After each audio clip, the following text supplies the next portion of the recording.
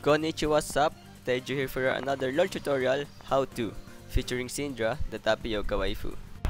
She's actually fun to play and can guarantee you a free win after mastering these basic steps about her. We will discuss about her ability kit, some basic combos, and lastly, the runes and builds. So stay tuned. This video is from skillcap.com. Syndra's first skill is the brain of her ability kit. It was a spear on the ground while dealing damage at the same time. You should prioritize on maxing this skill because it will deal bonus damage from her passive skill, which enhances a max skill. Her second skill picks up a nearby minion, monster, and then throws it down, dealing a great damage. It has low debuff, so it's a good skill to set your first and third. Maxing this skill will deal true damage. The third skill is her main defensive skill. She pushes everything it hits away from her, including the spear on her first skill. The spears will be pushed further, do additional damage, and inflict stun to everything it hits. You should max this skill after your first skill. And lastly, the ultimate skill is a single target burst that does additional damage if you have more spears from the first skill. Now for the combos. The most basic thing you wanna do is spam your enemy with your Q. It is her main damage on laning phase, but make it sure to make it hit. Counter your enemy with this skill when she last hits some minions.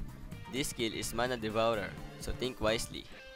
Having a health advantage is important, so make sure you are healthy both in mana and HP. You can also use this skill while moving, so you can make some tactical repositioning while poking your enemy. To land your Q perfectly, start with your W, since it has larger area effect, and it has slow, making your enemy hard to dodge your Q. Then you can follow up with your stun. If you have Electrocute, you can use it to trigger it for a fast trading combo. Once you get used to it, you need to look for an execute combo, and the best way to do it is using your stun.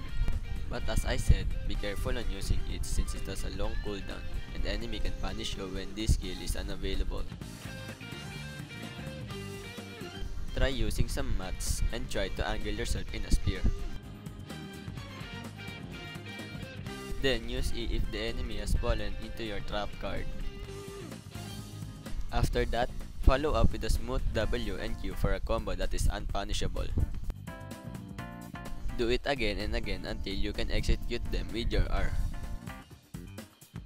Speaking of R, here's how we can maximize the damage of our ulti. It deals more damage the more you have spears. The most common way is like this. You put one Q in a flexible position, angle with your stun, pick up with W, another Q, and then press R.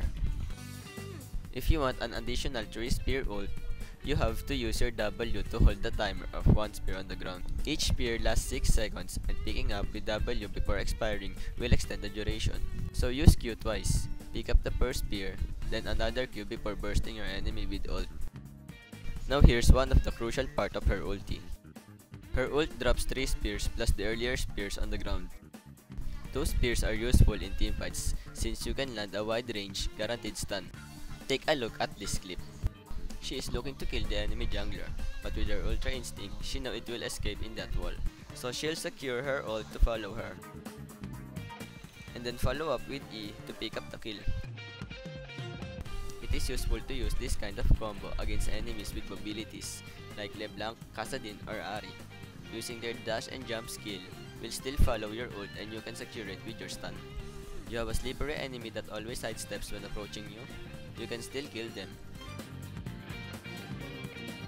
Instead, with the usual stun combo, you can start with your Q and R. Then when the spears falls off, you can finish him with E. It is a sure kill since it's impossible to dodge thanks to max E effects. Another thing with your second skill, you actually don't need to put your cursor on the spear to pick it up. Just press it and it will pick up the nearest one. In this scenario, she tried to poke the enemy, but yet chased instead. So she used W to pick up that spear, throw it, and stun those chasers. W is the best repositioning kit to set up your stun whenever they try to chase you, since Q has long animation. Using the Q and E won't work if you try to quick cast those two. It will only push them without stun. But with your W, like in this clip, it won't miss. Now for the finale, the runes and builds. The main burst rune page is this one. Taste of Blood for trading skills, and you are free to choose between Ravenous, Relentless, and Ultimate Hunter. The Ravenous is good for me since you get a lot of healing if you use your ult. For the early poke, here's the rune page. This has a little different playstyle. Syndra's gank escape skill is her stun, and with the earlier rune, this skill is her main way to activate it.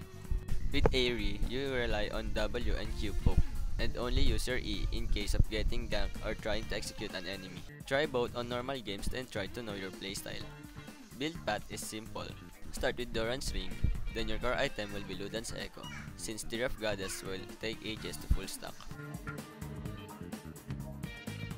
Then a mandatory defensive item, maybe Sonya or Banshee will do. Buying one of these will complete your last 10% cooldown reduction to 40%, which is a really insane power spike on Syndra.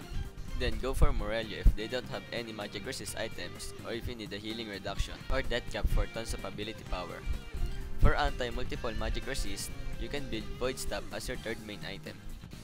Now with that being said, you are now ready to spam some Syndras on normal games, and make her as one of your waifus. That's all for this video. Thanks for watching as I leave you with the chill music.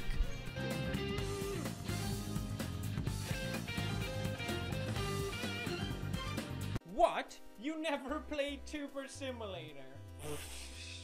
You know it's fun, right? I'm not supposed to give my opinion, but give it a try, and then you can tell me if it's good or not.